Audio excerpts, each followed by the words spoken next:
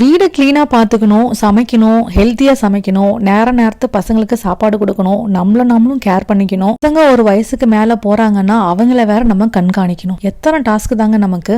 மொசக்குட்டி அவள் தங்கச்சிக்கு ஒரு ஹாட் சாக்லேட் போட்டு கொடுத்தா. அவரோட ஃப்ரெண்டு வீட்டுக்கு வந்திருந்தாங்க. சோ ஹாலிடேல கொஞ்சம் இந்த மாதிரி தான் என்கேஜ் பண்ணுவேன். ஏன்னா வீக்கெண்ட்ல எங்கேயாவது வெளில கூட்டிட்டு போவேன். இன்னைக்குதான் சர்வேஷ்ட பேசும்போது நீ ஏதாவது பண்ணும்போது ஏதாவது தப்பா பண்றியோ அப்படின்னு சொல்லிட்டு உன்னை கண்காணிக்கணும்னு மைண்ட் தோணிட்டே இருக்குடா அப்படின்னு சொன்னேன். அதுக்கு சொன்னவன், நீ ரொம்ப கொஞ்சம் ஓவரா சீன் போடாத, அந்த அளவுக்குலாம் ஒண்ணும் கிடையாது, நாங்கெல்லாம் பசங்க ரொம்ப ஸ்மார்ட்டா தான் நாங்க வளர்ந்துட்டு இருக்கோம் அப்படின்னு சொல்லும் போது ரொம்ப சந்தோஷமா தான் இருந்துச்சு. நாம வந்து ரொம்ப கொஞ்சம் ஓவராவே பயந்துக்கிறோம்னு வச்சுக்கோங்களேன். மணி என்ன நினைக்கிறீங்க? நைட்டு 7:45. எப்ப சூப்பர் மார்க்கெட் வந்தாலுமே சரி இந்த பாத்திரங்களை பார்க்காம போகவே மாட்டேன். எப்பவுமே நைட்டு ஒரு கஷாயம் நான் குடிப்பேன். சுக்கு கஷாயம் ரொம்பவே பிடிக்கும். சம்பா ரவையும் தயிரும் செஞ்சேன். அதுக்கப்புறம் நான் 1 பங்கு சுக்குக்கு 3 பங்கு மல்லி, கொஞ்சமா 1 ஸ்பூன் மிளகு போட்டு வறுத்து கஷாயம் போட்டு குடிச்சேன். பனங்கற்கண்டு வேணா நீங்க ஆட் பண்ணிக்கலாம். அப்படியே நம்ம ஊர்ல வரக்காப்பிலாம் குடிப்பாங்க, ஏதாவது நீங்க குடிச்சிருந்தீங்கன்னா தெரியும், அதே டேஸ்ட்ல இருந்துச்சு. அடுத்து